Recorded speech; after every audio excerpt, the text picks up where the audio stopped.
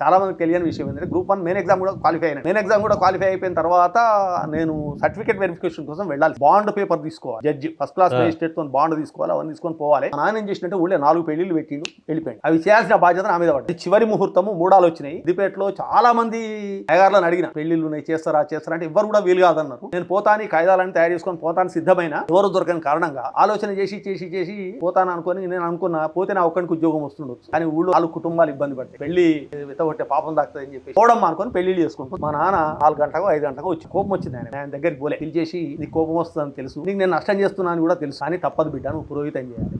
ఊరు మనల్ని నమ్ముకున్నది, మనం ఊరు నమ్ము. పురోహితం చేయలేని ఉద్యోగం, ఆర్డీఓ అయితేనో కలెక్టర్ అయితేనో ఇంకేదో అయితేనో ఉద్యోగం చేయలేవు, పురోహితం చేయలేవు కాబట్టి అది మనకు అని చెప్పి ఒక గొప్ప మాట అన్నాడు. ఇప్పటికీ నాకు అది నిరంతరం నాకు మెదులుతుంటుంది. అదే టీచర్ గా కంటిన్యూ అవుతూ పౌరోహిత్యం చేసుకుంటూ ఈ రోజు వరకు కూడా మా నాన్నగారికి ఇచ్చిన మాట కోసం మా ఊళ్ళో ఏ కార్యక్రమం పట్ట మా ఊరి వాళ్ళకి ఇబ్బంది రాకుండా ఈ రోజు వరకు దాన్ని మా నాన్నగారికి ఇచ్చిన మాటను పాటిస్తూ